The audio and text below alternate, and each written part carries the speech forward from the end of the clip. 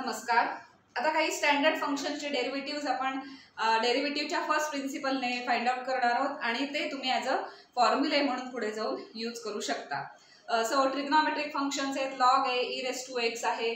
तर ह्या काही फंक्शन्सची त्यातल्या काही फंक्शनची डेरिव्हेटिव्ह आपण इथे व्हिडिओजमध्ये घेणार आहोत. त्याची मेथड तुम्ही ऑब्झर्व करून उरलेल्या फंक्शन्सचे डेरिव्हेटिव्ह तुम्ही काढू शकता, जे तुमचे पुढे फॉर्म्युले म्हणून तुम्हाला यूज करायचे आहेत. तर ट्रिग्नॉमेट्रिक फंक्शन मधला आपण एक cos x घेऊया. fx = cos x.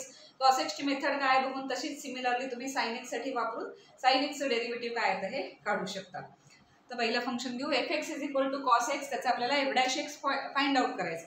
f'(x) ची डेफिनेशन फर्स्ट प्रिन्सिपलची काय आहे की लिमिट काढायला लागतं आपल्याला. तर तो फॉर्म्युला किंवा ती डेफिनेशन काय ती बघूया. त्याच्यावरून f'(x) कसं काढावं लागतं. तर f'(x) = limit h tending to 0 f(x + h - fx upon h). त्यापैकी fx आपल्याला माहिती आहे, डायरेक्ट फंक्शन दिलेलं आहे. f(x + h) ची व्हॅल्यू काय आहे ती आपल्याला शोधायला लागेल आणि ती न्यूमरेटर मध्ये सबस्टिट्यूट करायची. After that just limit find out करायचं. लिमिट जे काही येईल ते फंक्शन म्हणजे f'(x) असेल ते cos x चं डेरिव्हेटिव्ह असणार. सो इथे लिमिटचं एक्झाम्पल थोडक्यात सॉल्व्ह करायचं. So here fx = cos x. Therefore, f(x + h) = x च्या इथे x + h म्हणजे cos x च्या ऐवजी x + h हा अँगल झाला. Therefore, f'(x) चा फॉर्म्युला काय आहे. Therefore, f'(x) = limit h tending to 0 f(x + h) means cos of x + h minus cos x upon h. If you use direct limit, then denominator will get 0 आणि infinity answer येईल. So it is not possible. Numerator simplify करावं लागेल. Numerator simplify करायचं असेल तर cos a minus cos b असं दिसते. cos a minus cos b त्याचा फॉर्म्युला यूज करावा लागेल. So cos a minus cos b चा काय फॉर्म्युला इथेच लिहिते. तुम्ही म्हणजे बाजूला लिहा तर की इथे डायरेक्ट लिहिलं तरी चालेल. काय cos a minus cos b याचा फॉर्म्युला आपल्याला यूज करायचा. तर तो आहे -2 sin a + b अपॉन 2. म्हणून फॉर्म्युले सगळे पाठ असले पाहिजे. sin a - b upon 2.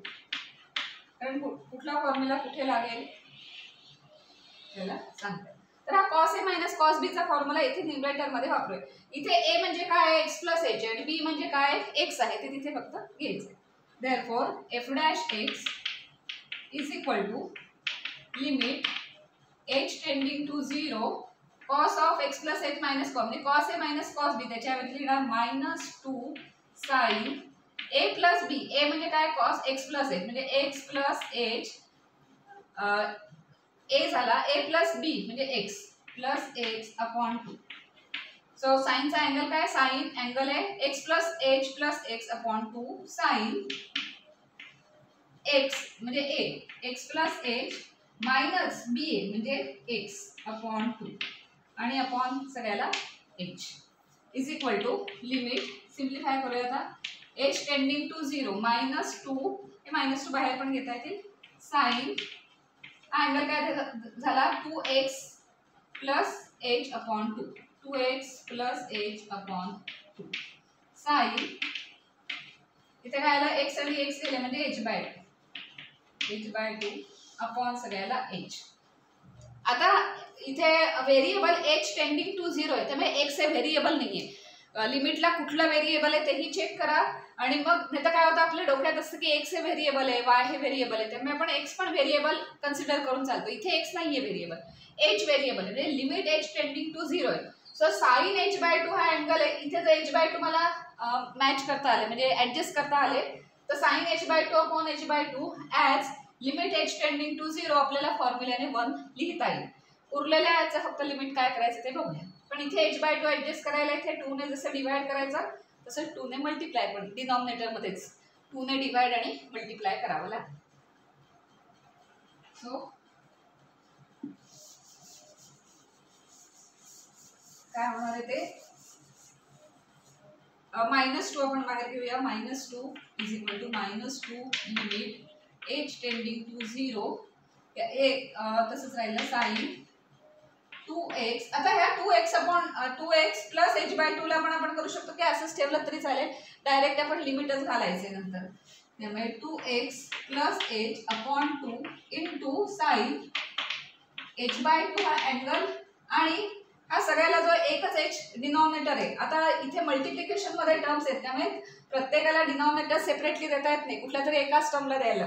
तो हा h हा डिनॉमिनेटर आपण ह्याला देऊया, पण तो h देताना आपण काय करूया h/2 करूया म्हणजे अँगल आणि हे सेम होईल. हा एक्स्ट्रा 2 आणलाय तो इथे एक्स्ट्रा 2 इथे फक्त द्यावा लागेल 2. आता बघितलं तर हा इकडे सगळ्यात न्यूमरेटरला 2 आहे आणि हा इथला या सगळ्याचा हा डिनॉमिनेटर त्याच्यात 2 आहे त्यामुळे तो कॅन्सल होईल.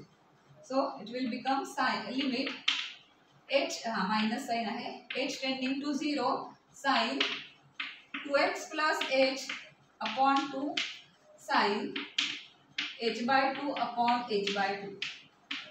आता ह्या सेपरेट लिमिट जेव्हा आपण घेऊ तेव्हा हे लिमिट 1 होऊन जाईल आणि हे लिमिट आपण कॅल्क्युलेट करणार. So that implies minus limit h tending to 0 sine याचं सेपरेट लिमिट घेऊया 2x plus h upon 2 limit h tending to 0 sine h/2 upon h/2. आता ह्या सगळ्या टर्मचं लिमिट 1 झालं आणि ह्याचं लिमिट घालूया मायनस याचं h टेंडिंग टू 0 म्हणजे जिथे h असेल तिथे आपल्याला 0 घालायचं minus sign 2x plus 0 upon 2 आणि या सगळ्याचं लिमिट इंटू 1 झालं मीन्स मायनस साइन. आता इथे बघितलं तर 2x अपॉन 2 आलं त्यातला 2 कॅन्सल झालं कारण 2x प्लस 0 ना म्हणजे 2x upon 2 means x. So minus sine x. त्यामुळे फायनल आन्सर काय मिळालं की fx cos x घेतलं तर f' x minus sine x means हा फॉर्म्युला अगदी लक्षात ठेवा d/dx of therefore d/dx of cos x is equal to minus sine x.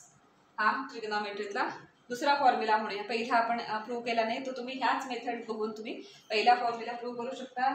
तो काय d/dx of sine x is equal to cos x.